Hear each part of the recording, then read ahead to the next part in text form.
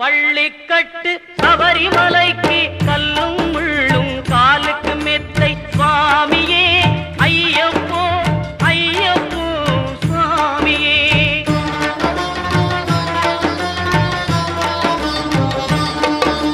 நெய்யபிஷேகம் சுவாமிக்கே கற்பூர தீபம் சுவாமிக்கே ஐயப்பன்மார்களும் கூறிக்கொண்டு ஐயனை நாடி சென்றிடுவார் சபரிமலைக்கு சென்றிடும்.